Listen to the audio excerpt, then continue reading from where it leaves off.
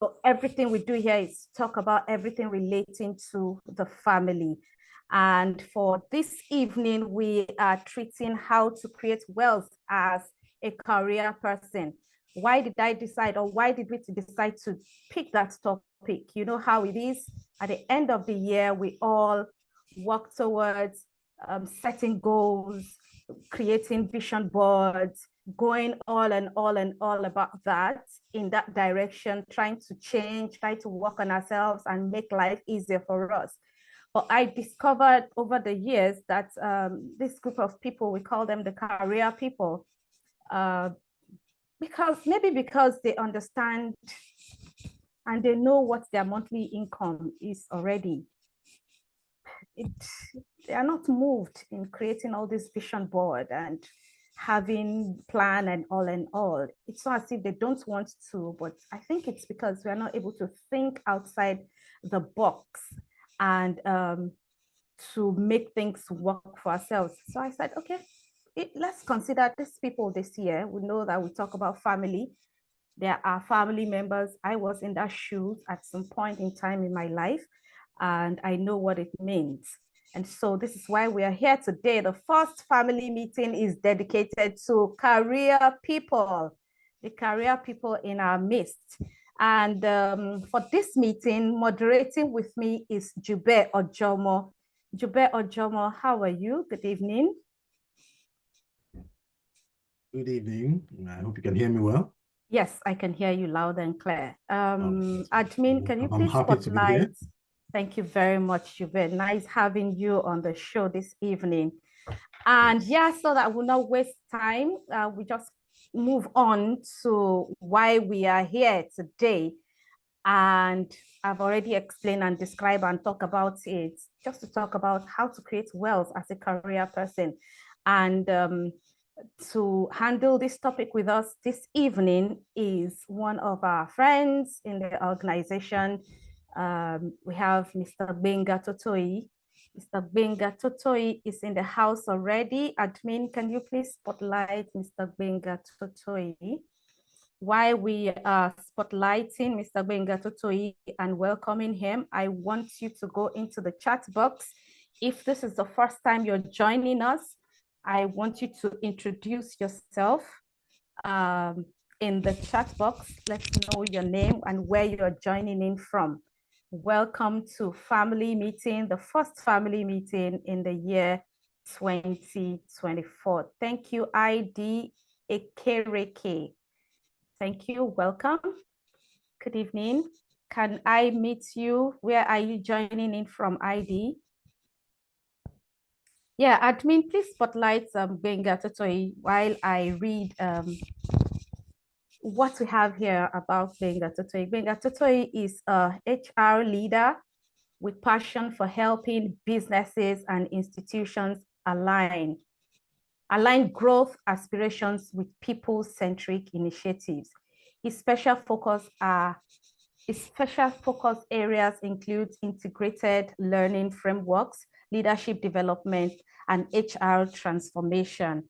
So with us this evening is Mr. Benga Totoi. Hello, Benga, how are you? Is he there? Hi, everyone. Good evening. Good evening. Thank you for joining. Hi, everyone. Hi, everyone. Good evening. I can hear you. Can you hear me? Keep asking if I can be heard. Yeah, we can hear you. Can you hear me? Breaking. I can hear you now. Okay. Okay, great. So I can see you and I can hear you. Good evening. Thank you for joining and thank you for choosing to do this with us this evening. All right. Yeah. Happy New Year, Olufunke. Thank you. Olufunke, thank you for joining. It's your first time. Thank you. I'm sure you're going to learn a lot here. Newcastle, Cleopatra is joining from Newcastle. Thank you for joining. Rita from Nasarawa. Thank you everyone for joining. I don't want us to waste much time. Okay, somebody is joining from Uyo. That's ID, joining from Uyo. Welcome, ID.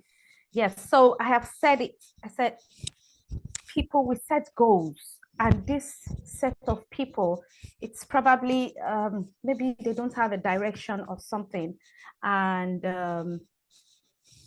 we don't see them. I grew up in the academic environment where we have lecturers, and growing up as a child, you expect a lecturer with all the honor, with all the respect people have for them.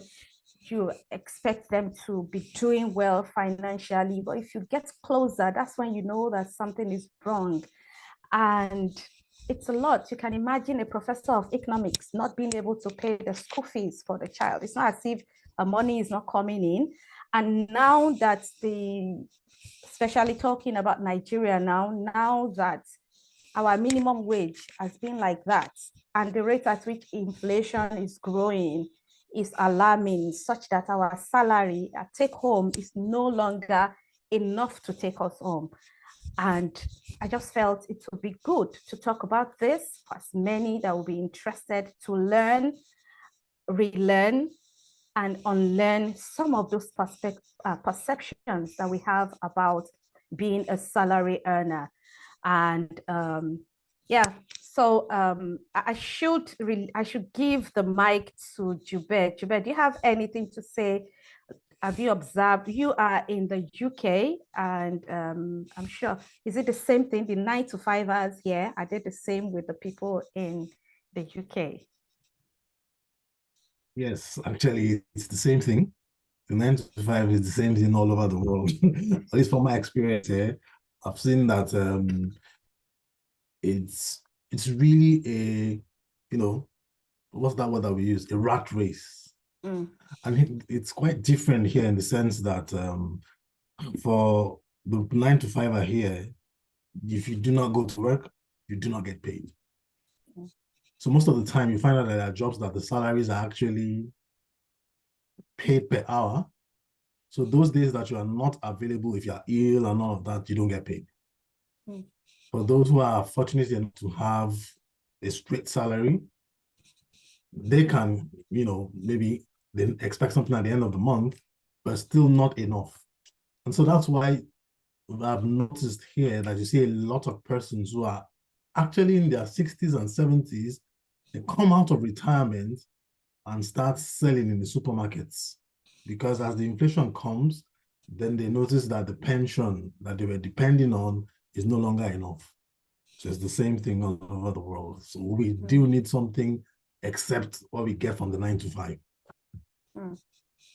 Thank you very much. Talking about pension, it's really pathetic when you see people who have spent their years serving the government or serving an organization and leaving the job after retirement, and you just look at them and you just pity some of them. I think I was discussing with somebody this afternoon. I have seen people, because they live in the staff quarters, they just push their things out. That you have retired, you're no longer entitled to this accommodation. So Gbenga, that is why we are here. What are this set of people doing wrongly, or what are they not doing right, and how can we help them to re-strategize? Thank you very much, Gbenga. I yield the mic to you here. Okay, good evening again, everyone. Thank you. Jude, how are you doing? I'm glad. Very good. Okay, great stuff. Okay, so thanks again for having me, everyone. It's interesting times, to be honest. If anyone is a student of, first of all, how many minutes do we have? So I know how to moderate myself. Like 35, 40 minutes, then we ask questions.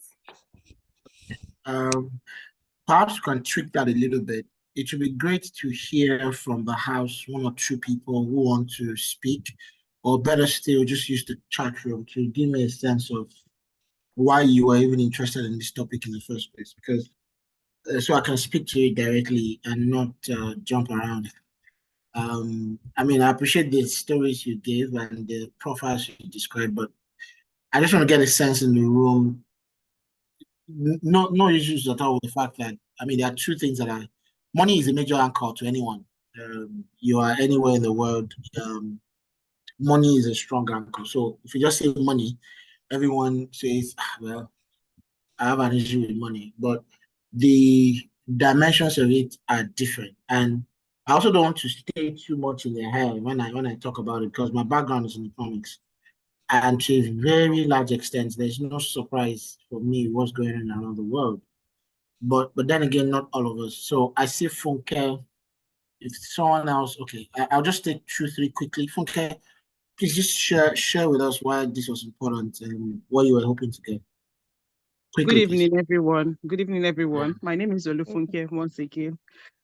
It's so interesting that this is, let me just say it's coincidental for me. Just this afternoon, because I joined the group Money Africa, it has been dawning on me that I am 35 and I have 2 kids. I'm a single mom of 2 kids.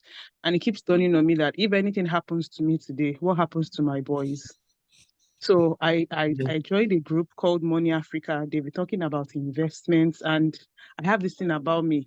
If I don't know something in-depthly, I don't invest in it till I know it very well. So I was just doing that this afternoon. This evening, Ebon kept it on the platform that we could join, and I said, okay, this is God speaking to me about, because it has been on my mind, wealth creation, how to build compound wealth for my boys, because I don't know, I'm like their only parents, I'm And like for their yourself. only, what did you say? And for yourself. And for myself.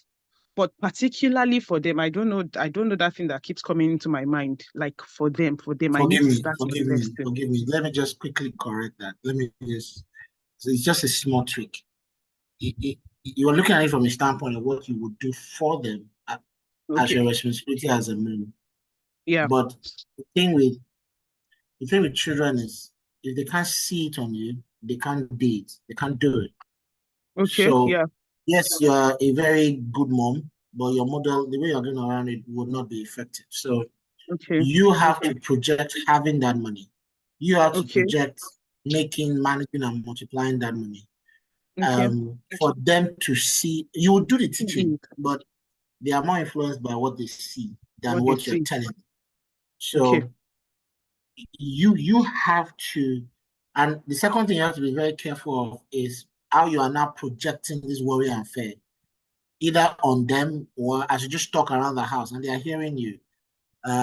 Like I was still telling someone this morning, this whole conversation around everything is expensive. It's amazing how it has become such a powerful phrase in the environment. And I just told the person, it was just like 3 hours ago. I was like, I may sound as if I'm not a coach, like they say, a realist, but my worry is not about how expensive things are becoming. I should just make more money.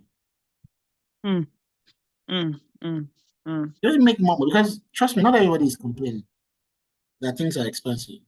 That's true. Not everybody is complaining.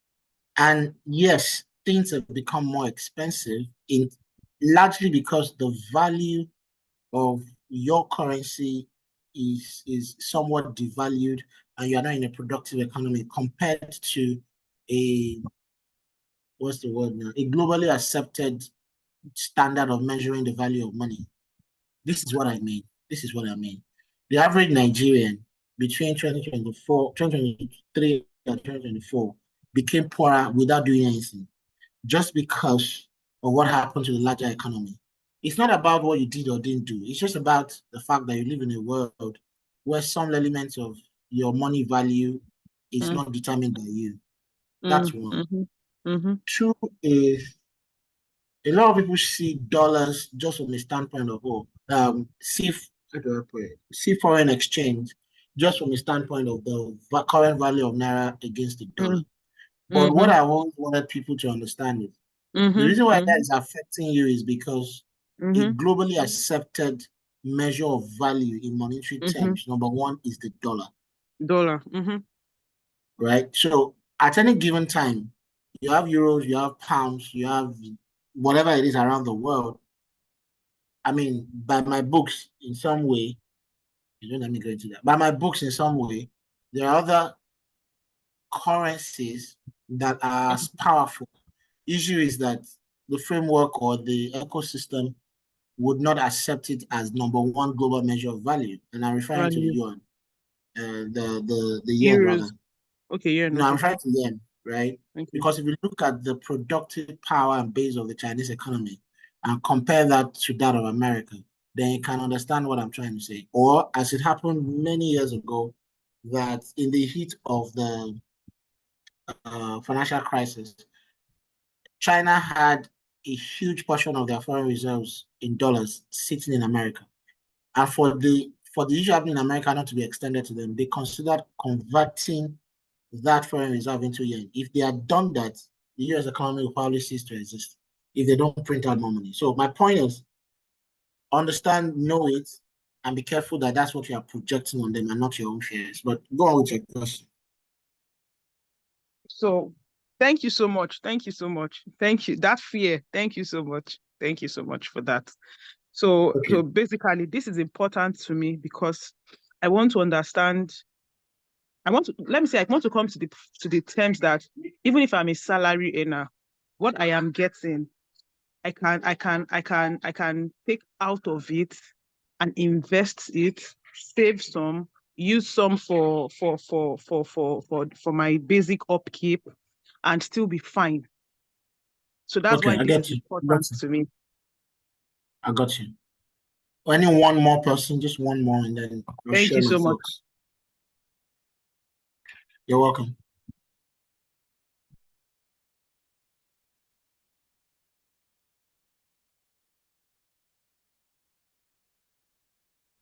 Who else would like to share? Why are you here? What are your expectations from this? Any one more person? Meeting? You can drop in the chat section.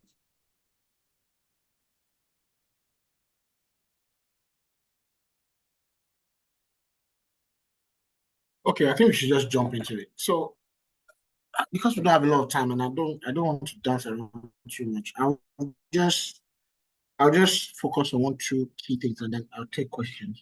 So first off is money is money. Either you're in private sector, public sector, you're in the UK like Julian's family, or you are in Ukraine or anywhere in the world, money is money, right? Money is money, and I'm not sure a lot of people understand that the actual vehicle being used might be different, albeit naira, yen, dollars, pounds, euro, whatever, but money is what it is. So the first issue I always like to do whenever I talk about this sort of issues, and I rarely do it publicly, to be very honest, because money can be such a sensitive issue. And I have some very, very strong views about money. And so I don't want to appear as if I'm abusing people or saying they don't know what they're doing, right? But let me state again, money is money, right? Regardless of which type you have or where you have it or where you're making it. Money is very neutral in its state. It takes up the nature of whoever is holding it. I'll take that again. Drug money is money. The reason why it's drug money is because a drug baron is holding it. Right? That's one. Money is money. So that is the second thing where I think the bigger issue is, like, I have come to accept, if you're struggling in anything, any area of your life, if you really dig deep into it, it's because you don't know enough about that thing. You don't seem to have a working knowledge of that thing. I'll confess, for instance, if you put Excel productivity tool in front of me, I will struggle because I don't know it as much. And what could take me 30 minutes, 3 hours could take someone else 30 minutes. It's not because of anything else than the fact that, well, truth is, I don't know how to use the Excel sheets. Simple, right? And that's the second bit I think is a general issue around this money conversation. Not a lot of us have just even taken the time to really understand how money works or what money is, and then how it works and how we may read books, we may look at your entire education system and be very careful not to allow your mind quickly go, well, they didn't teach us. Well, you are now an adult, and something as critical to you as money, you really should have taken the time a long time ago, or taken the decision a long time ago, to understand this thing. A slight direction. I mean, we talk about networking and things like that and the value of networking. By now, if you're over 25, over 30, you don't need to be told how valuable networks are. You really not anymore. And if you are not deliberately building, managing, and entering into strategic relationships, it's perhaps because you have not come to understand or know the value of networks and relationships, right? So my point, the second bit is, can we all just really take the time? And for some of us, it may take us a year or two. And for some of us, we are in the best of time to do it because we are broke, right? If you have money, some of these things I'm saying may not make sense to you until perhaps you use it or face some situation. So repeating it, money is money, regardless of where it is. Betty, okay.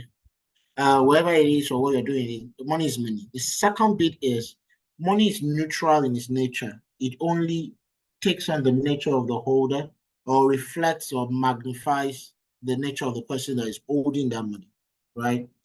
Now, the third bit is that so let me stay on that second one, by the way. So if money is money and takes on the nature of the holder, it's then important that we understand money in itself. What really is money? So again, I go to my 101 economics. Money is a measure of value. It's a measure of value. So go back to trade by barter days. There was a problem around I need yam, but I have pepper. And I'll be looking for whoever has yam and needs pepper. Right? So we are going around trying to exchange. But that was a problem until we said we'll create money that allows me that is holding yam to say my yam is worth X. And it's not just because of how I see it. And I'll talk about the third one now because there is a market dimension or the economic dimension to how that money is valued. And then you have pepper, and neutral to both of us is money. So I valued mine at 10,000 naira, you have valued yours at 5,000 naira. Then it allows us to easily value what we have and exchange or buy goods regardless of what it is that you're needing per time. So money is a measure of value. And which is where, and then number two is that money stores value. Money stores value, right? So what that means to the average career person now is, and at this, some of us would just do ouch if I say this, or you argue with me, but I understand. Whatever it is you earn as salary at any given time is a measure of your value.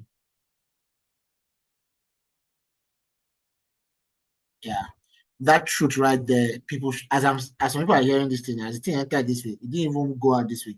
It came right back out to say, "Don't tell me that. I want more than this. I've been doing HR for about 20 years. Whatever it is you earn as salary, as income, UK, London, anywhere, is a measure of your value." So let me help some of you. It's a measure of your current value. Now, the problem is a lot of us see what we should earn as salary or our value to work only from the standpoint of how we see ourselves, one, two, of the needs that we have. In fact, the second one is the strongest. At this time of my life, I should be earning this.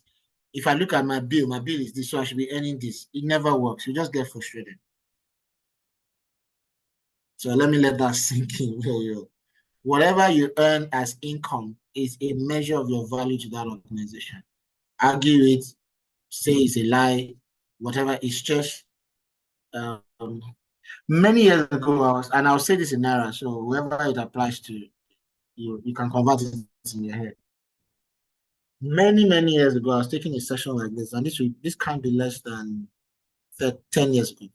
I was taking a session somewhere, and a phrase, I was trying to really communicate this thing about value and salary and income to career professionals. And I said at the time, if you don't cross the 10 million per annum salary bracket before the age of 30 rather, you are in trouble. Ebon, you are just saying your seat. You're in trouble. I started I was in another session 2 years or so ago, and I remembered it. I was like, okay, In today's current Nigeria, if you are over 30 and you have, even that I'm struggling to say it, but you're over 30 and you have not crossed the 10 million per annum bracket, you're in trouble because, again, look at the value of the Naira relative to what's happening in the larger economy. At 10 million, your take home will be by the time we take away the elements of the gross, so you will have about 6.5, 7 million thereabout to play with in terms of your monthly net, and that will put you around 600,000 naira per month in terms of monthly net. So I think it's making sense to some of us now. So let's now say your rent per annum should be about 30% of your income, right? And then you throw in, and at 30, most people are married and they have kids. So by the time you look at your running cost as a family, or what my boss would call social cost of being an MD, you will probably struggle to conveniently save 100,000. You will struggle. And if you're saving 100,000 per month, and that's 1.2 million naira in a year, and you are 32, when do you want to buy a house? When do you want to build? How do you want to service a mortgage? How do you want to actually buy a car now that the average good enough vehicle to Kumbo not than that is above 10 million? So even in your head, how can you use your entire 10 million to buy a car? Hi. The room is very quiet. So it's a measure of your value. What that then means is, if I must increase my salary, and I'm saying this like I know my name, I've worked for a while, I have never walked up to my boss to demand salary increase. This is what I've always done. I take a role and I will sit on that role and outgrow the role. I'll give so much value to the role that you cannot but move me higher in compensation or move me higher in grade so I can earn more.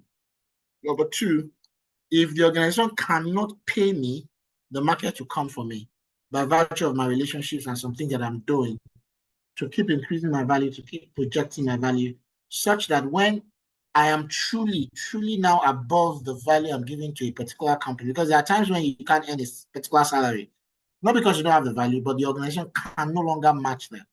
That's also a signal for you to know it's your time to transfer, right? I'll take it again. So that's why what really works in terms of promotion at work or increases at work is that you don't stay. So let's use officer, senior officer as 2 levels. So at officer, you are saying earning 6.5 million. You don't come and say, well, I want to earn 10 million or promote me. No, what you should do is, while you are an officer earning 6.5 million and you desire senior officer level salary at 10 million, you have to be producing senior officer level output on your officer level position to a point where everyone around you sees that you are now a senior officer person, and then they can promote you. You don't earn a promotion and behave and produce at that promotion level. You earn a promotion by producing and becoming that level on your current level. Then the organization and the market sees that you are truly a senior officer level, and then they move you higher. That is what you can control. You can't control the other one where, and I see it happen almost every time. People are making salary demands or requesting for salary request, whatever, and they come from a standpoint of, can't you see what's happening in the economy? Well, I'll tell you as a business owner, as the head of it, I'll tell you as well, whatever's happening in the economy is also affecting us. So I'm also looking for ways to cut my cost. But if you come to the table with value and you understand what's happening in the larger economy, you will first and foremost be deliberate about how you increase your value per time. And your value per time is a function of your capacity. You can't earn above what you are doing or capable of doing at any given time. Now, so the question is, what is value, right? Value to an organization, I don't care what else you do, is in 2 clear ways. 2 clear ways. Make more money, help us make more money, and help us stop wasting money. Increase revenue, reduce cost of business. So I work in HR. Part of my greatest value to the organization is that I take training, for instance. I can still let people learn and get value as employees, but not spend as much. I take recruitment. I am of value to my organization if I am bringing in great talent that is not costing the organization as much. I'm of value to my organization if by my time in that organization, they can trace and track my actual value to the organization. I don't just go to work and come. I go to work knowing that this 1, 2, 3 activities is contributing directly to the bottom line of the organization. In fact, that leads me to my 4th point. We need to know the 4th and the 5th, and I'll take questions. So the 4th, and please remind me, the 4th is that there is a way the larger economy works, and this is my biggest issue with professionals.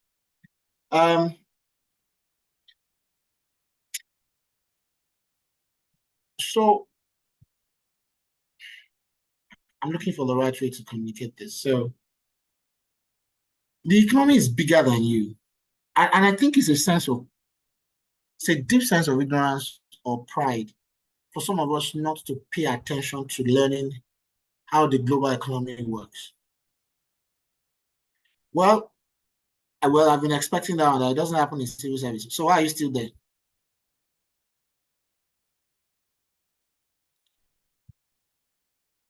That it is non-profit does not that it is non-profit does not mean you should not be profitable. All these excuses we give ourselves. Oh, so public service, because it offers security. There's nothing called job security anywhere in the world. It's just a fallacy that we have told ourselves. It's a fallacy. And if you stay there for that long and you know, if you truly know that you want more, then leave where you are, go and get more money where you can get it. So one of the things that may happen to you will not be, if you take yourself out of this environment where you think you deserve more and you're not earning more and you need more, then so where else will you go and earn more? And what will you do when you get there? So for that civil servant, take anything and everything you've done the last 5 years. Where else can you do it and earn more than what you are earning right now? Okay, fine, let me help the person. What do you do? The public service person, don't leave me now. What do you do in public service?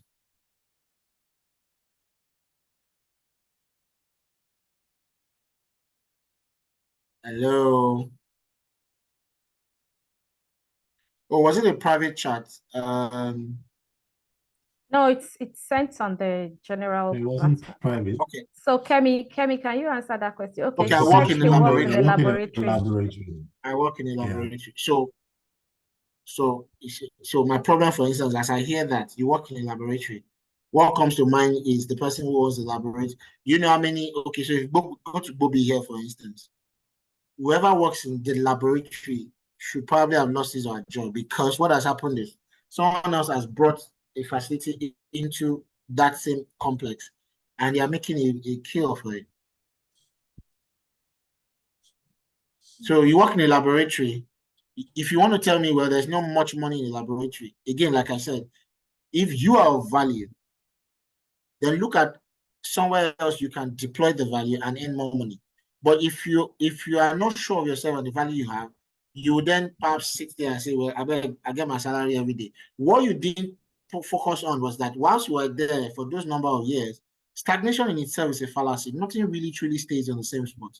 Because if you are not consciously moving forward, everything else around you is moving forward, including the way money is measured as professionals.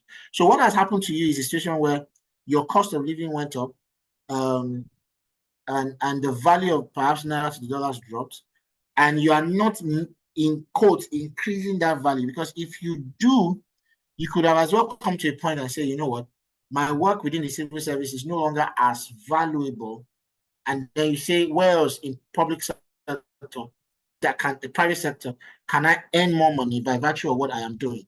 From where I sit, I would consider, for instance, medical equipment. I've done projects with Evercare Hospital, I've done projects with Reddington. I can tell you for free, I know actual medical equipment that we can count the number of people that can operate it in Nigeria. That's value.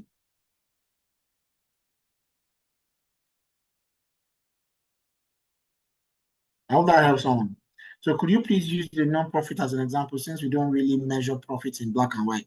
Then you not get funding anymore.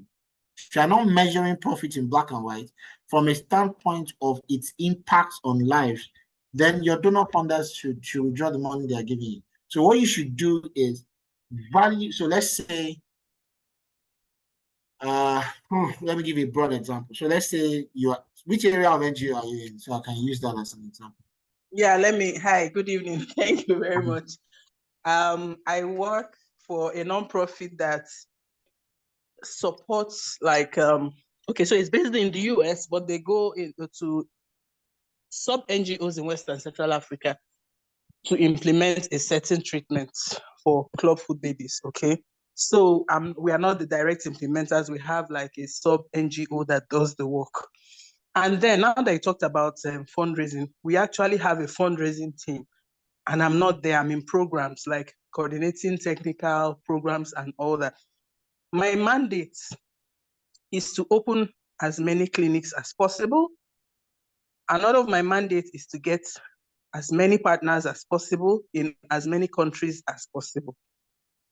That I've been doing well, I think, but you know how it goes. It's usually a teamwork. I can't come and say I did it alone, but I could have been the team lead or a key player in the whole thing. So sometimes it's easy to look at it as routine. It's sort of become routine. I'm delivering on my mandate, but how can I stand out? I've even written a couple of grants, like 2 grants. It wasn't successful, but they loved the effort.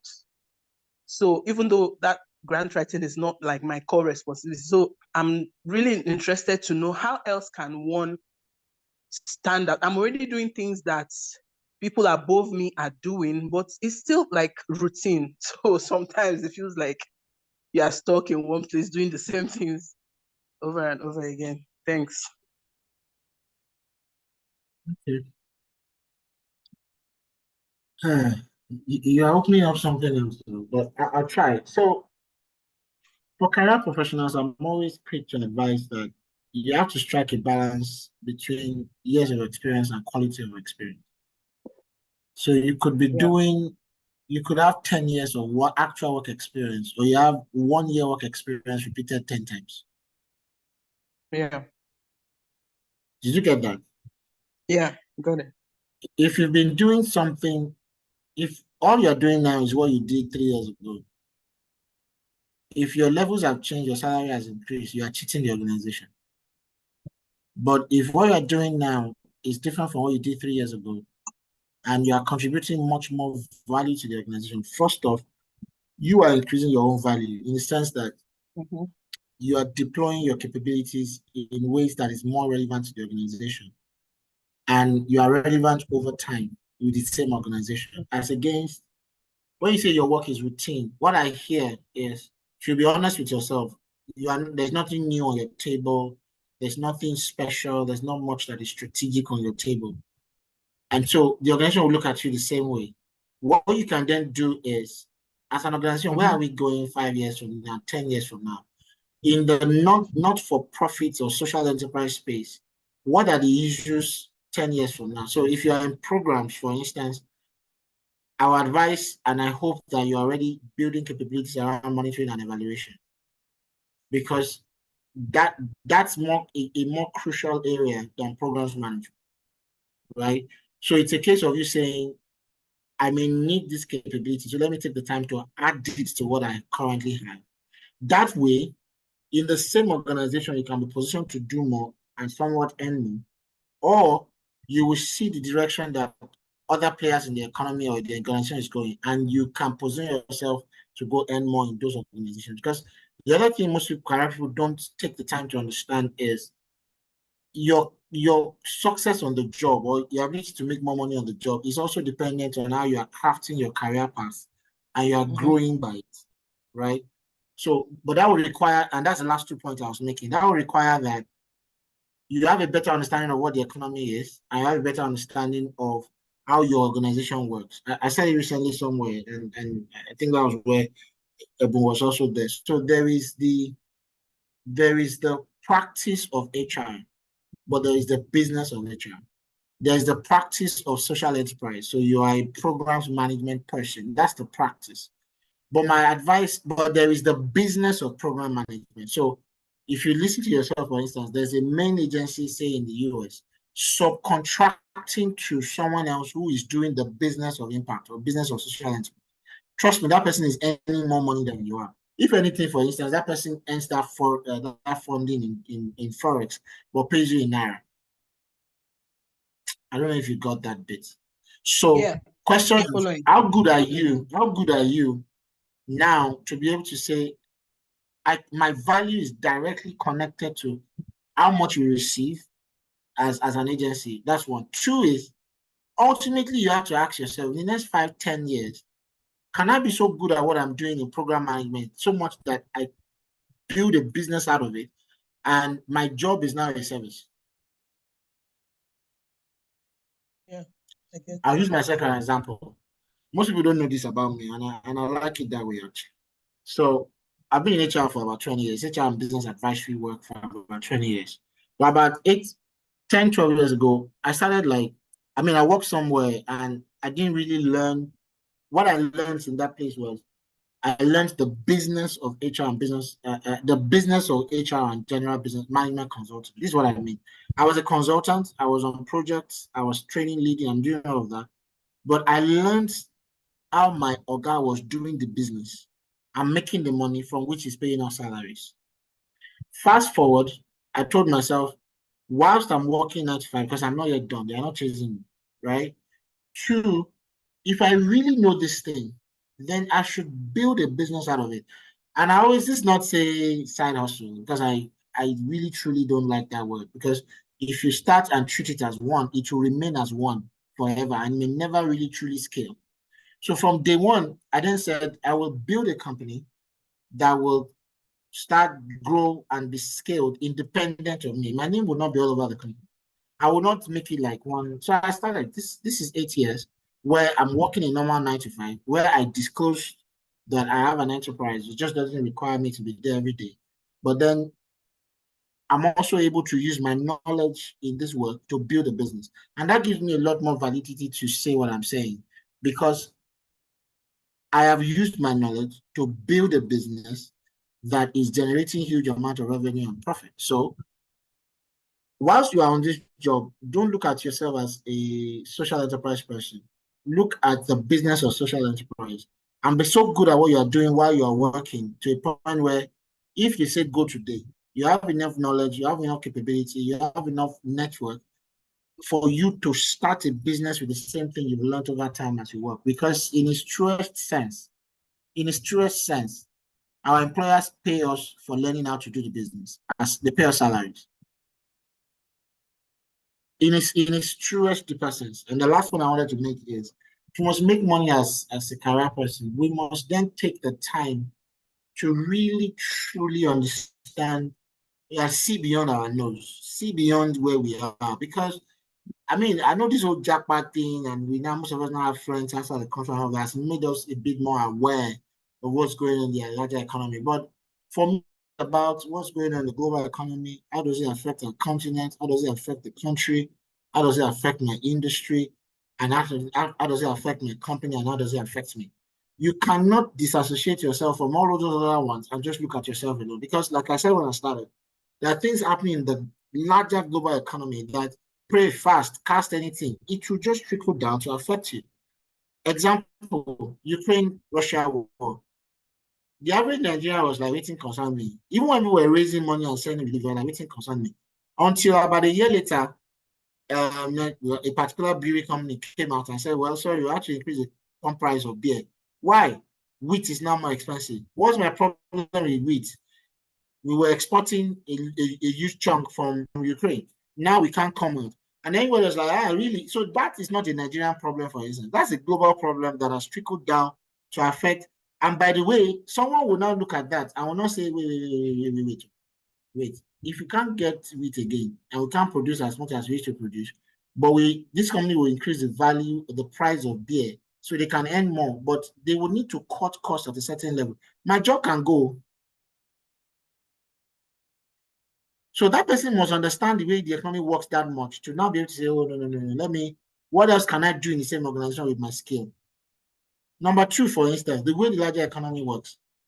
I mean, and I'm no disrespect, so I pray people don't misinterpret this. So, for instance, at the core of it, for some people traveling abroad, again, I'm repeating, the core of it is to make more money. And in this case, make it in Forex. So, if that is the core, I may or may not have to travel abroad to then earn in Forex. Because guess what? If I have value and I can solve problems and I can help people increase money or decrease how they spend the money, and payment for services is now global, and then everybody's looking for talent globally, what I have control on is my value and what I'm doing. So if I sit here and I'm truly valuable and I'm building my networks, people can look for me from Poland. I render the service and then I give them my Forex account and they pay me for and I'm good.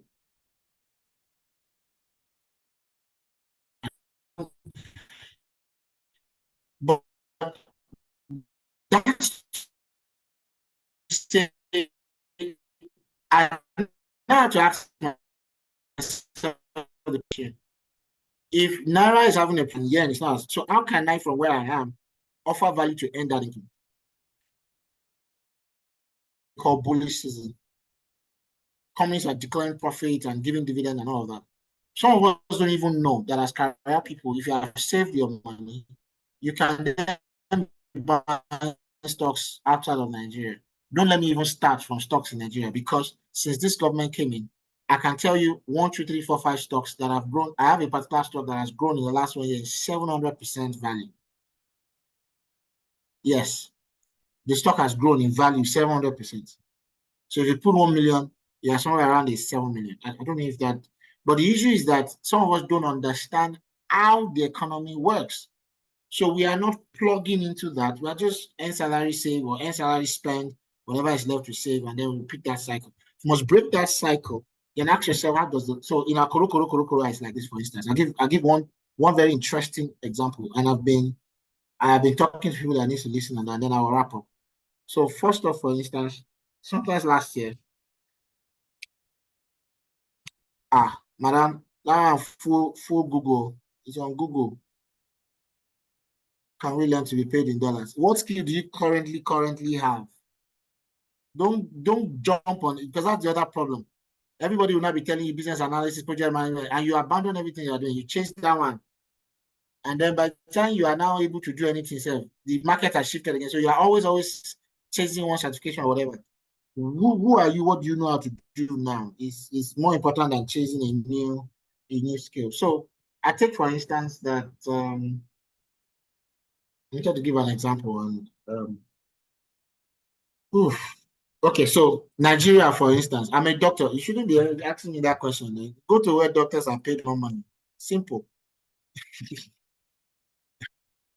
And don't tell me Nigerians don't value medical professionals. It's not complete.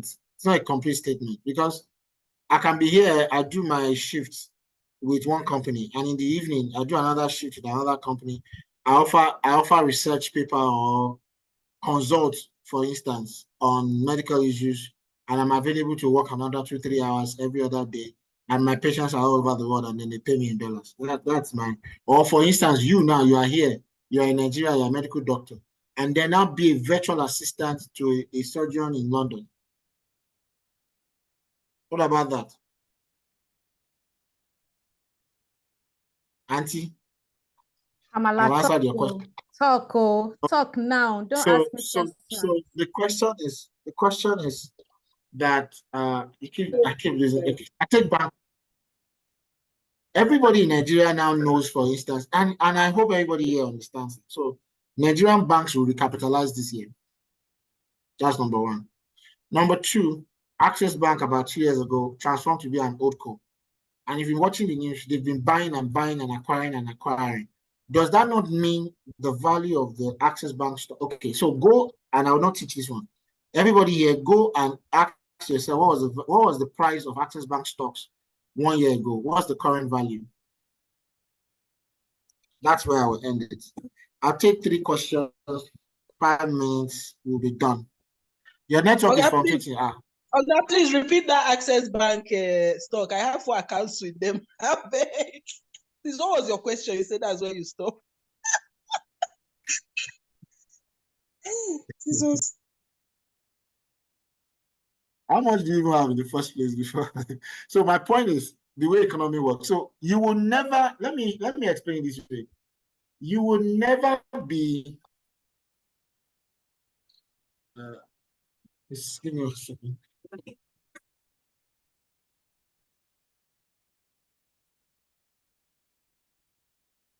Okay, I'm back. So the way some of us look at money is a case of you will have to work to earn all that you will ever need in terms of money, but it's not so. So I use the Access Bank as an example. So imagine it's just I don't talk about investing money if you have not dealt with saving money in the first, because I can finish talking now and then some of us are now, it's not as if you don't know what to do, but you can't do anything because you don't have money saved, right? But just imagine, for instance, I wish, Jude, can you help me do that so I don't get distracted? Help me just check the value of Access Bank stocks January 2023. This is just a simple Google search, you see it. And then let's see the current value now. In fact, I'll try and do the same thing. Let's everybody just do that. So a share price of Access Bank January 2023. So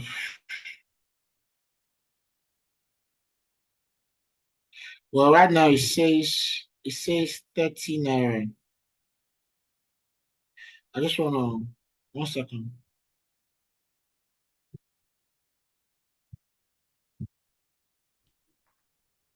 That's January 26th. It's 28.60. Okay. I'm looking for the historical price.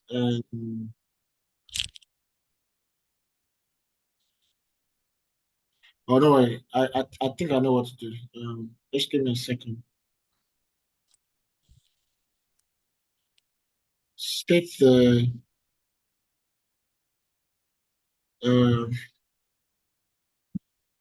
percentage increase in Access Bank shares in the last 12 months.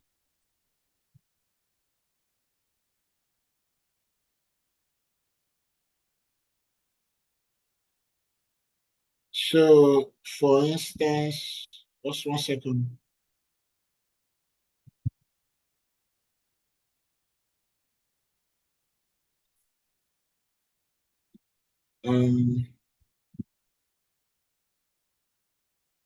I'll get it, but I've asked you something. What I was trying to say, for instance, is I know for sure that the value of the Access Bank stocks January 2023 to now would have increased conservatively about 17 or 20%.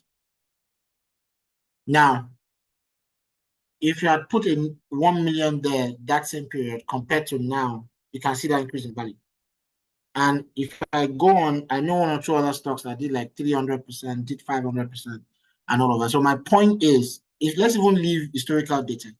I'm now saying, if you understand and pay attention to how the world works or how the economy works, this year, banks would have been asked to recapitalize. It shouldn't become official. This year, this same Access Bank has been making some bold acquisitions. The one that came out this morning is how through Access Bank corporations, they've bought ARM pensions, right? They've bought ARM pensions. Now, everybody in the market is seeing that this bank seems to be making some moves. Their share price will increase in value. So, auntie and uncle professional, put 100,000, put 500,000, put 1 million in that share price, in that particular stock, and go to bed. It will increase in value, and it's a way for you to, because guess what? You're a teacher, doctor, wherever you are as a professional. all that you will ever need as money will not only come in form of salary, can come in terms of investment income. Auntie, do you understand now? Jude, please help me. So what did you, okay, I've seen the cable. Let me see what they said is the value. Okay, so yeah.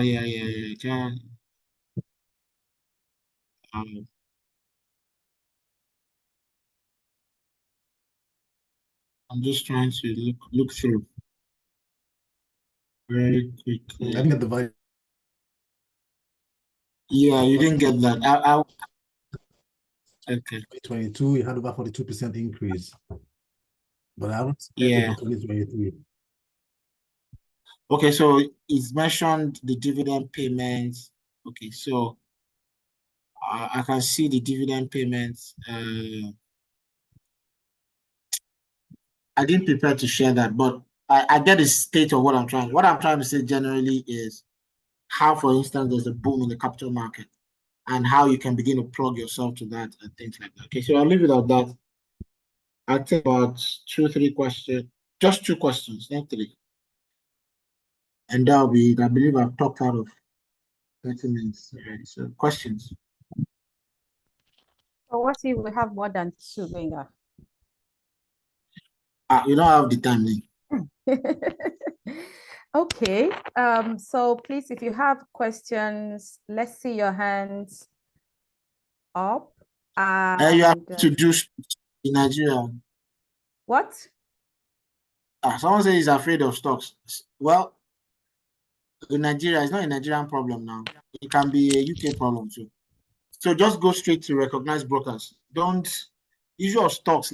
Like I said when I started, know it first, know how money works first. And then, I mean, we've all been, the market is the market. The market goes up and down. But if you understand it and know how it works, you know how to better use it.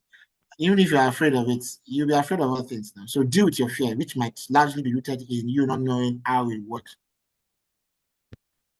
Yeah, so I was going to talk about that. Foreign guys go anywhere. Don't go to individuals. Go to recognized stock brokerage firms.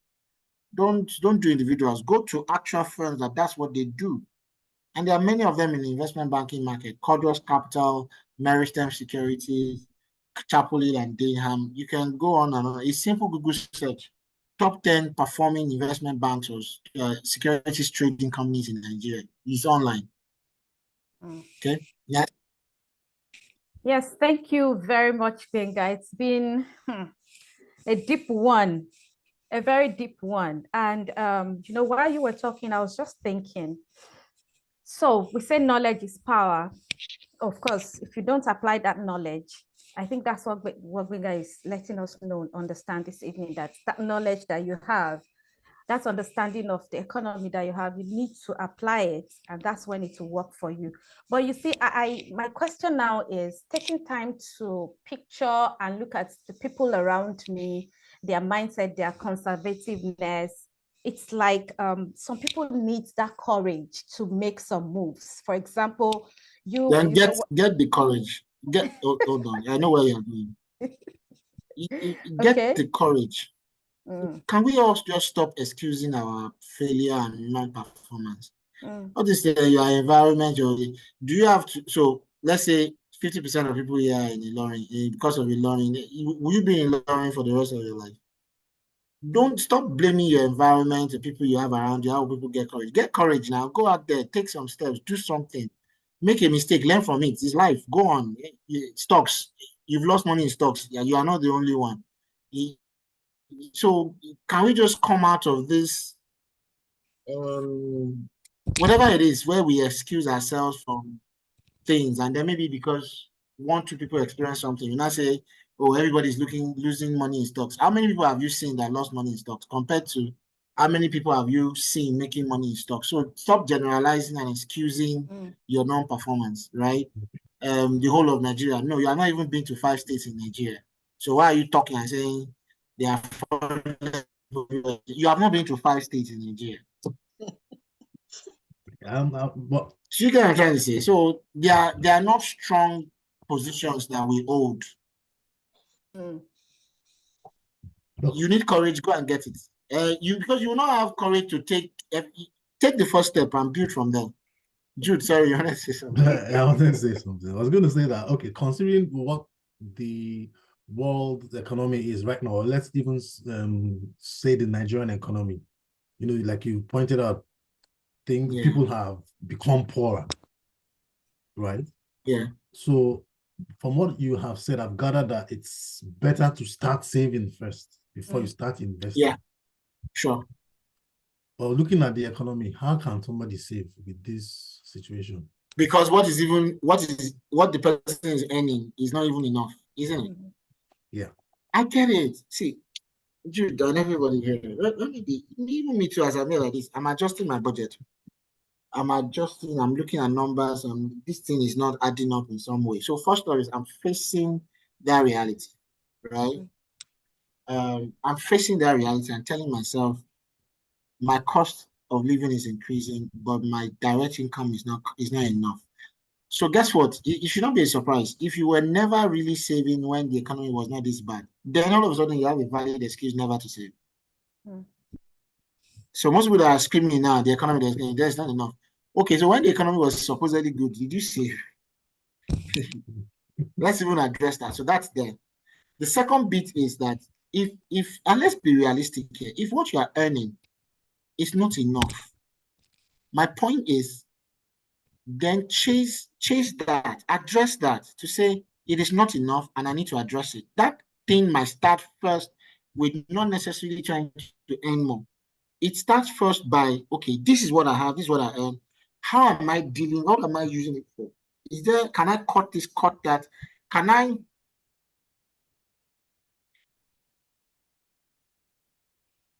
see?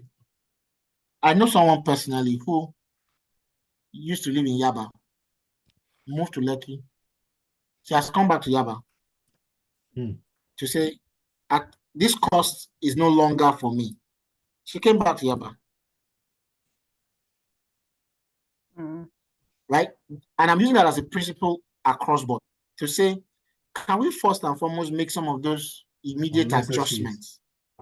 Unnecessaries. I can't do this anymore, or I can't afford this now. And things like that. Let's deal with those, because if you don't deal with those and you go chasing making more money, that more money will just come and still go past those loopholes, right? And that's important first. See, this sense of the economy is this or that. I mean, you're in the UK, is everybody not screaming cost? They even call it cost of living crisis. Why do they say crisis? It's because their life became so fixed around a certain level of income. When there was now a need to adjust, for instance, power bill, it offsets everything. Yeah. Right? It just throws everything out of balance.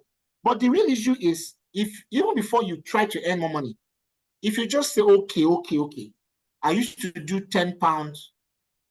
10 pounds was what I could accommodate for power utilities on power. Now, because of value or anything else, I need to pay 15 pounds.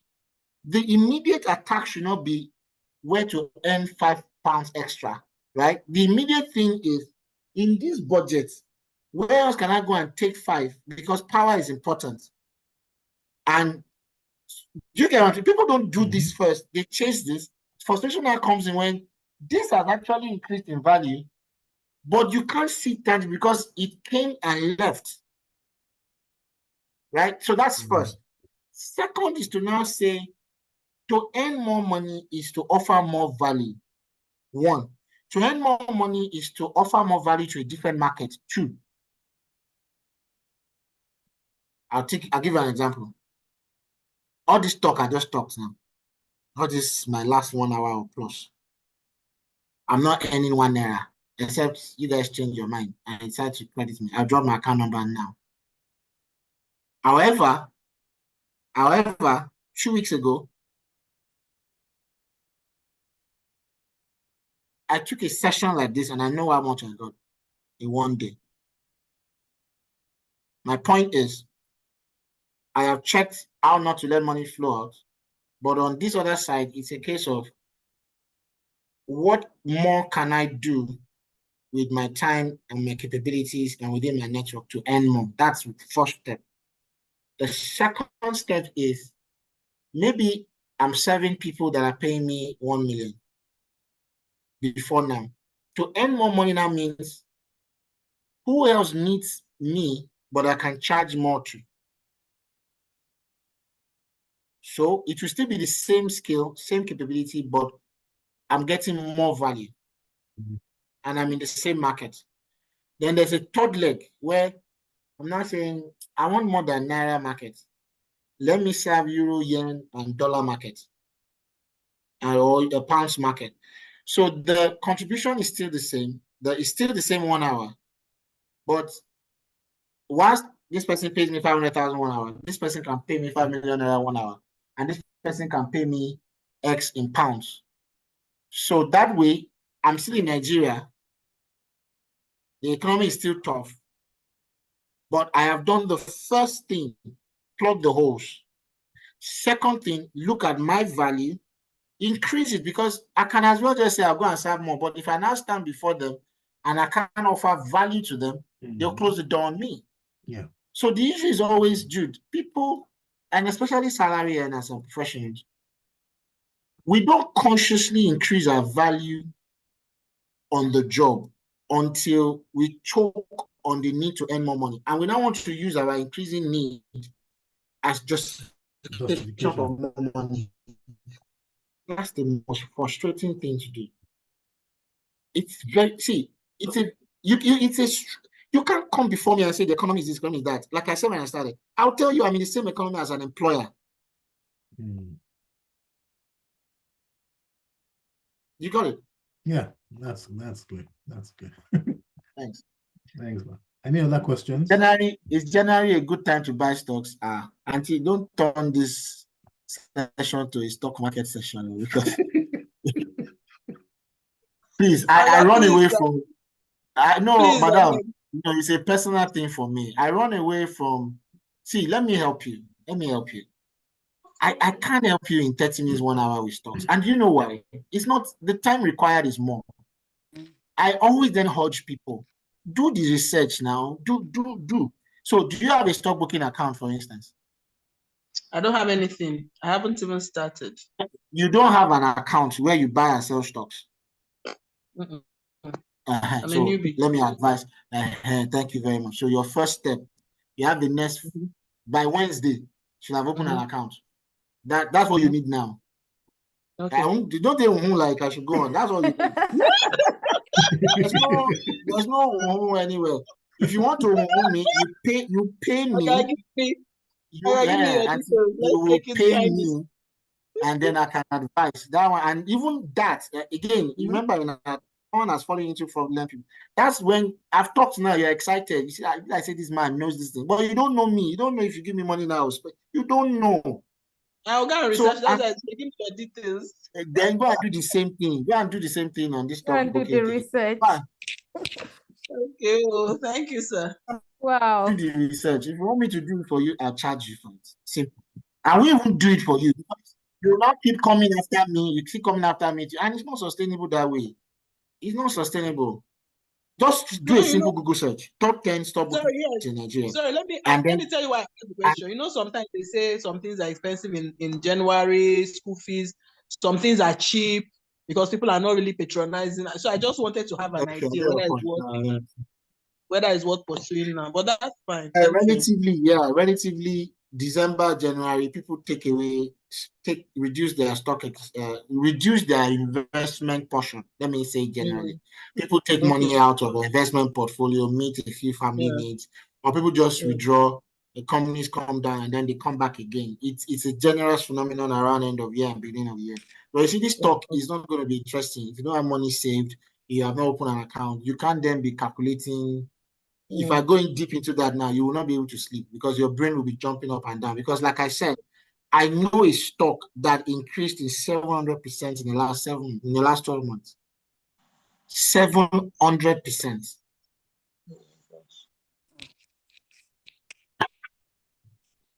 Wow. Okay, thank you. Madam, I've answered your question. Wow. Okay, thank you, Benga, for your time. Thank you so much. I know you are an expensive person, and I think we're going to sit and do our assignments. We're going to do our homework to see if we can bring you back. And Shabi, we will pay, guys. We will pay him now. Then we will pay you, pay for your time. Yeah, thank you very much for what you have done and for hitting it hard on us. You know, I was just thinking that I'm still in that spectrum, that's career, working as a teacher and all. How will I be feeling right now? Because I don't know. So, guys, I want you to talk now. What's happening? Okay, say thank you to Benga and let me hear let me hear for those of you that dropped your expectations for the meeting. How is it? Let me hear from you. Let me read from you. Okay, you're saying thank you. What do you have to say apart from saying thank you? What do you have to say? Yeah, so he has challenged us to face the reality and make necessary adjustments. Make necessary adjustments, very important. He has also mentioned that you are a professional. There is a part of that profession that you can convert. That's a career. You can craft out the business part of that profession. Yes, I know some people will say as teachers, they do lessons and all, and the schools are also now increasing the closing time. Then we need to work around that. It can be virtual lessons, you know, because schools don't want teachers to also have contact with parents. So they're increasing the closing time so that teachers don't have time for lessons anymore. You know, some of those challenges. Let's pay attention to this. Maybe you want to do virtual, you want to create content that students will buy and go at their pace and all, and offer more values. What talents do you have? What is that thing that you're passionate about that you can convert? Now we are in a global world, you know, everybody, Jube is in UK, we have somebody from Manchester, and like that we can connect, you can do business in that space now. So please, maybe this is not what you want to hear, but this is actually deep and we need to think about it. Somebody sent a question, even though Benga said we should go and research. So what are the, let me read the question. Can you provide examples of smart investments and saving strategies to align with on a stable salary, with a stable salary? Maybe should I go and research, or you want to help us here? It was a direct question to my inbox.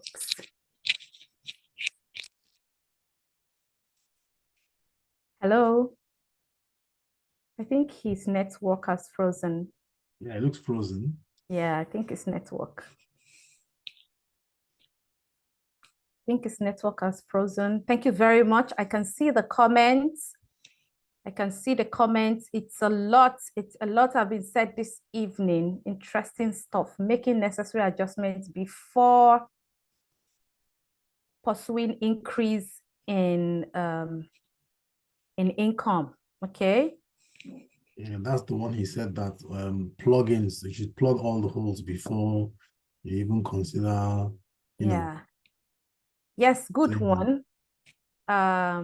Aye Nitaju said he also runs home tutoring service and the school closing time is beginning to affect. Yes, it's beginning to affect. I hear that a lot from people. You might want to also take advantage of the weekend. Yeah. And I think Benga is back. Okay. Atmini, can you see him? Yes, I can. Okay, sorry, network just. Yeah, we noticed that. I think you were asking whether he was going to help us with a question. Yes. So anything else? Somebody sent a direct message to me asking that you provide examples of smart investment and saving strategies, even though you said we should go and research on it. Is it a question you want to assist with? Take that again because you're breaking a bit. Take it again, please. Can you provide examples of smart investments or savings strategies that align with a stable salary?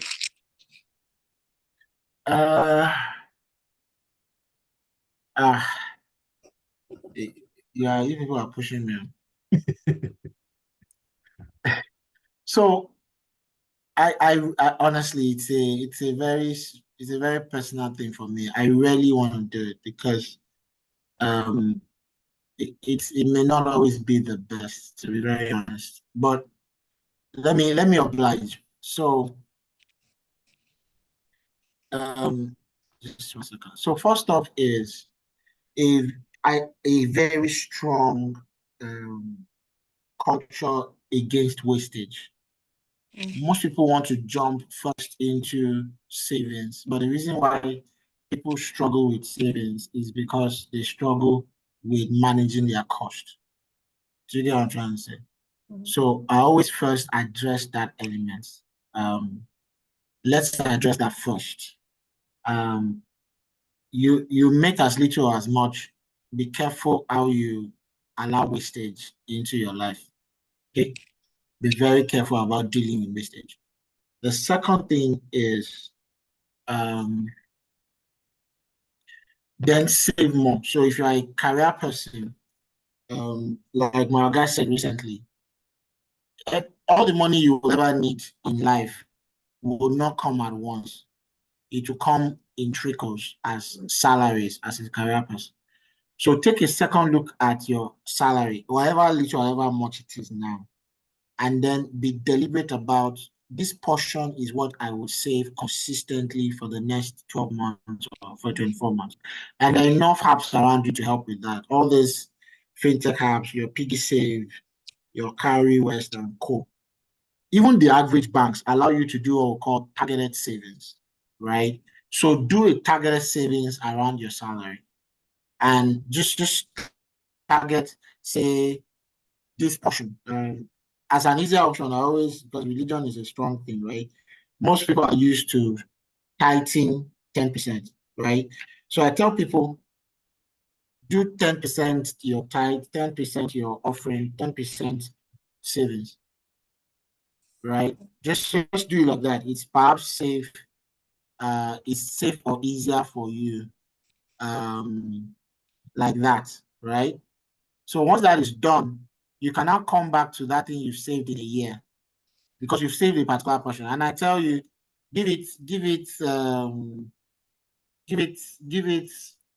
3 months at most. You are used to that particular portion that you are saving, right? So you won't die, right? You won't die. Then if you have not done that portion and it's stable, you can now maybe in the 6 months or in the 12th month, now take that lump sum money and then put it in your investment portfolio. So you already have a savings habit. You now have started a journey in investing.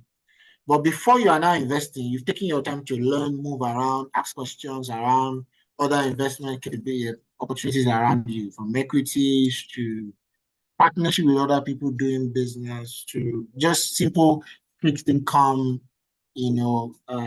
products and things like that. But so when you are now coming into the second month, you'll continue to save, but you are now not waiting 6 months, 1 year before you take that money out and put it in investment. Do you get? Those are the things I always advise. The third is tricky. You will have family and friends around you that are doing some level of business, right? There has to be, I mean, if you live in Nigeria, for instance, if you're abroad, you have to know one Aboki or one Chidima or Sikirat that is doing one wosi business. See those people, I fear them. I fear them because they have a very interesting savings culture. Just check your street and check. In fact, perhaps your security man is an Aboki. When you got first hired, you was not doing anything. Give that Aboki 3 months, 6 months max. Yeah, see that started doing shoe cobbling or selling them, you're selling something. Give that same man 2 years, he has Okada. Give him some time. He started buying fridge. You just wake up one day, he has a shop. Right?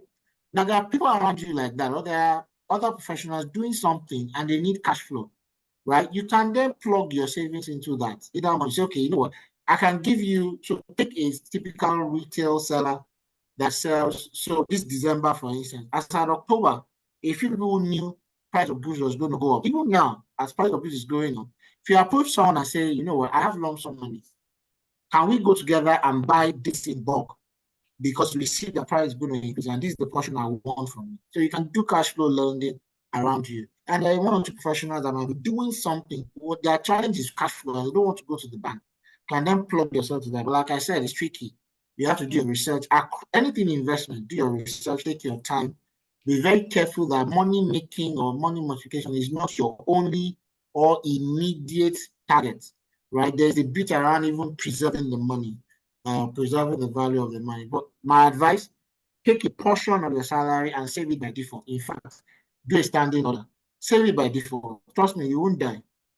And then if you have saved that over a given period, 6 months, 1 year, then you can take that lump sum and put it somewhere else. Thank you. I'm sure I'm sure we have all learned from that. Pay attention to what you are doing. Let me practicalize it, for instance, because I think some people are struggling with this. So give me, who is bold enough to tell me how much he is earning per month as a salary person? There's no shame in this. Tell me. I want to test our level of confidence. Someone just tell me. And then we can dimension your salary immediately. May I, sir? Please go ahead. Okay, 100,000. I'm a stay-at-home mom, so I would want to use an income stipend of 100,000. Okay, 100,000. How much do you? Okay, so don't let me ask you how much you save from that, or how much you spend with that 100,000. How much do you save monthly from that amount? Nothing, honestly. As we speak, because you spend a lot. Right? Yes, sir. When are you collecting salary for January? By next week. Okay. Do you pay tithe? Say 28. Yes, I do, sir. Do you pay tithe? You are consistent. Yes. No, not consistent. Okay. This month, no? Yes, just sir. as you are planning for that salary, you are going to do 10% savings and you will not touch it. Okay, sir. This is what I will do for you. Then come back to me in March, end of March, where you have saved that 10, you now have 30,000, have you? You now have 30,000 at the end of March. Yes, sir. I will give you 20,000 naira. That will make you 50,000 naira end of March. And yes, you will now go and open until wait. You will now go and open a stock brokerage account with that 50,000 naira. But I have to see 30,000 naira like this before I give you the 20. Yes, sir. Then what will have also now happened is that you have not gotten used to saving 10,000 per month. If you are dead by March, then slap me. That's if spirit can slap me. I see some comments about stocks. Just go to your stockbroker, or if you have your certificate, you should have demutualized it. If you have not, just go and gather everything and find a broker. If you have gathered it, if you still, do I do this? Thank you, sir. I'm wondering which. So this person that you don't know, do you have a stock brokerage account? Say you bought shares, but you bought shares long time ago. You have forgotten about some. How do I get updates? Listen to the NGX news every night now. They give updates on share prices and all of those things. Ekene, I like what you said. So honestly, if you write down your monthly, how you spend monthly, or use your app to print your statement, wisdom will fall on you. Because you see where your money has been going.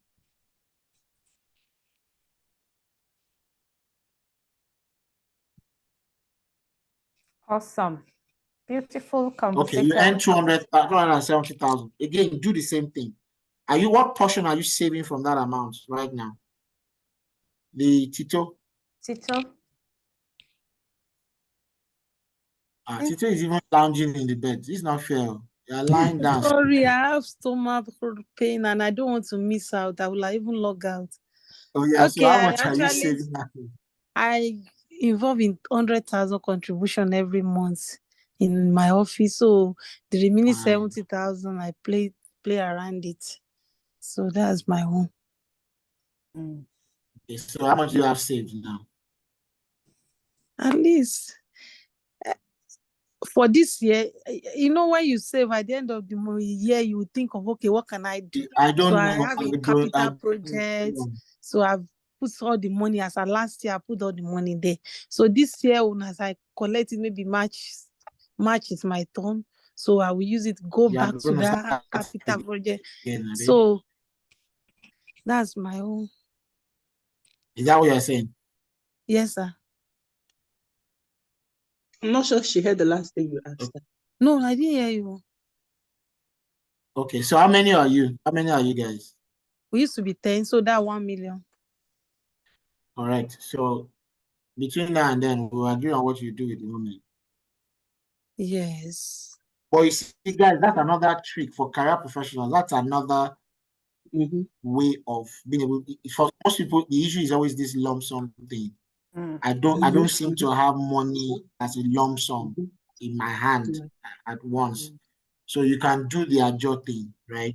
And then from there, you have lump sum in your hand. That's how people buy land. That's how people, start investing in stocks and things like that. So you're on track. But people wanting me to say more than I'm very cautious around giving money advice. It's not the best. And I'm not a finance person. My own is how I manage my own money. Except you are very close to me and I know you. We want to be close to you. Madam, I'm expensive. We know my time, this ever no green. My time and my knowledge is what I sell. So your green no green, my own no green. It is as simple as that. You have to come true, but if you want to get more than this, you have to come true. It's also my way of making myself responsible. You don't know me. It's Ebon and you that knows me. You don't know me, so why should you listen to me or give your money to me for any advice?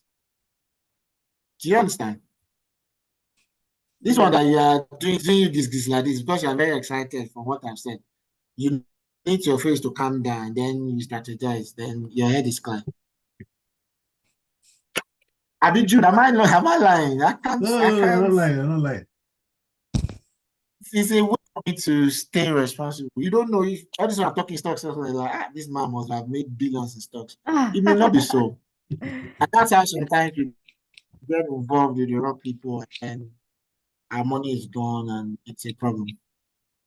With these few points of mine, I believe my job is done.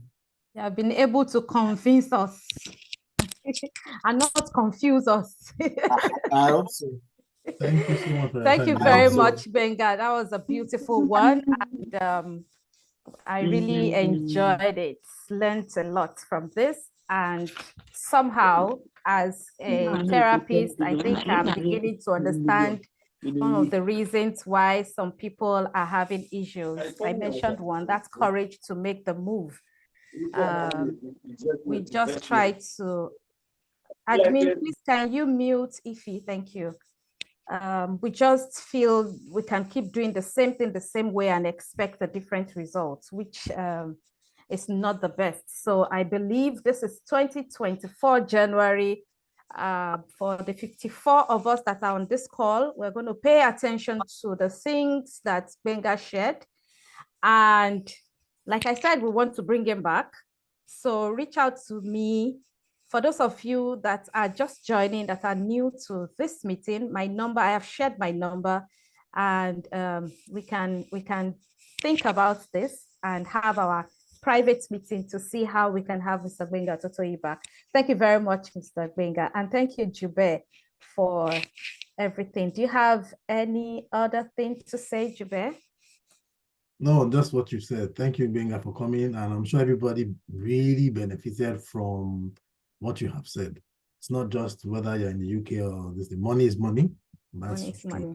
And we also have to save here, like you're talking, like you said. My Anyway. pleasure, my pleasure. So, thank you for the insights. Thank you. Gregor, any last word from you?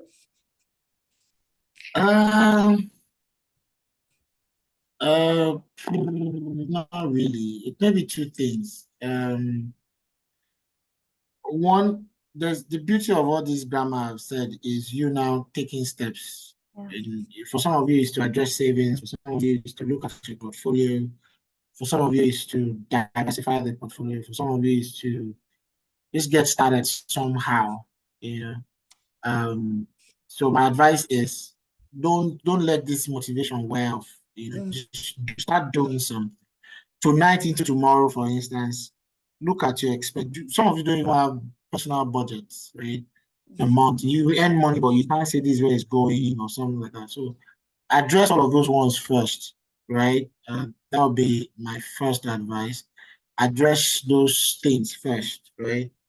We've done that. So start doing something. That's my advice. Number two will be, just in case you have people around you looking for jobs or whatever, I'll just drop my company Andrew on IG. I think IG is the easiest for most people. You can tell them to follow that for more advice. People, no, not advice really, just people who need jobs all across the country or they're in Lagos, they can follow that. Then this is my personal Andrew on IG house. There's a demand on me to share more and say more, but it's just that I'm just playing right now on IG. But once in a while, I drop these comments or I use my Instagram story a lot to just share it, just to raise awareness for people.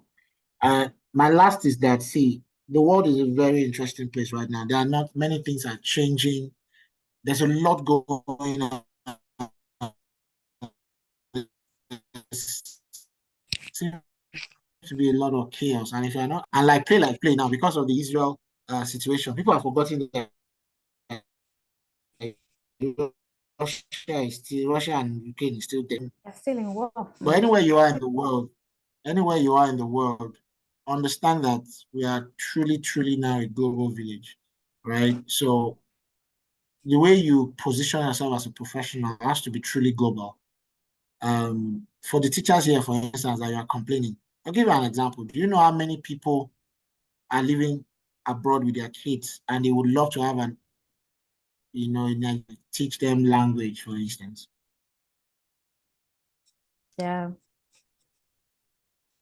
Just look at that. I know people that have now built an actual app around that. Just imagine that the number of Nigerians, everyone's going to jackpot, but yes, they've jackpot. You have not jackpot. But what is now their need from where they are? Most of you were private school teachers, home teachers. Your kids were going abroad. Your money was going abroad. You didn't think to follow the money, right? I still have a friend reach out to me from London about 3 months ago, wanting me to recommend, a lesson teacher for a child. So get out of your, okay, this is Nigeria, what's happening. Just look at the world as a global village and ask yourself how you can position to earn money and put in the works. You can see on my right, that's my own board. I'm in my home office, my BQ. I work fine, but I get home and I'm working my business. I have a day job and I have a business that's running because I understand the times that we are in, and I am deliberately using my time to build my network of relationships and to also build capabilities such that carry me from here now to Abuja, from Abuja to Chicago to anywhere in the world, I can still offer value. I can offer value anytime, because I'm not waiting to get into those environments before I'm now, okay, what do they need? I can give you statistics, I can give you information about many things happening in the world. And you think I travel every day, but I use my TV to travel. I listen to Bloomberg TV every freaking day. I'm still going to do another 1 hour before I sleep tonight. Just understand what's going on around the world and things. So my head is not in Nigeria, but it's also in Nigeria. I can tell you what companies are doing. I don't have savings. Then go and start. But you buy land, is that a good? Yes, it is. But again, See, these questions are portfolio questions. I like that you buy land. So buy it, secure it, do your documentation. It's a good thing. But you see, don't take your eyes off savings or diversifying your portfolio. I know with all these lucky boys, everybody talking properties now. What you are seeing is a situation where everybody just buying land alone. And you're not diversifying. And then maybe there will be a crash or oversupply that and they say this thing does not work. All I'm pitching is diversify your investment. Is about portfolio building. It's about portfolio building. So do you have equities? Do you have land? Do you have other forms of investment? Yes, Bloomberg TV is what I said. How do you market for long language? How do you market? Anti-markets now, just markets. Market is market. Tell people you can do something. That's marketing. Position for it online. I hope, for instance, you have an active social media handle, and then use that to talk to people. You can't follow me online, for instance, and not know what I do. I joke about it. I don't talk about, I've separated my personal life from my business, but if you follow me to an extent, you know who I am and what I do. And it's as simple as that. Thank you so much, guys. I've had fun. I honestly really have to go. I've really Thank you really very much. Yeah, shut we're off my also time. rounding up. Thank you very much, Mr. you very much. Totoyi. Have a beautiful rest of the weekend. Thank you, Jube. Thank you, guys, for All right, then. joining. Okay. It's been an interesting one. I dropped my number in the chat section. Just reach out to me, then we'll know how to reach out to Benga. Hopefully, we should be able to have him come back here and take us through the nitty-gritty, everything that we really want. By then, we'll have would have highlighted everything we want and ask him to take us through the process. Thank you very much once again, everyone. If you're just joining us, this is what we do at every last Saturday of the month. And look out for the flyers. My number is there. You can reach out to me on WhatsApp and we'll pick it up from there. Thank you very much, everyone. Have a beautiful rest of the weekend. See you in February. Bye. Thank you, Oluwakemi. Thank you so much. Thank you for that.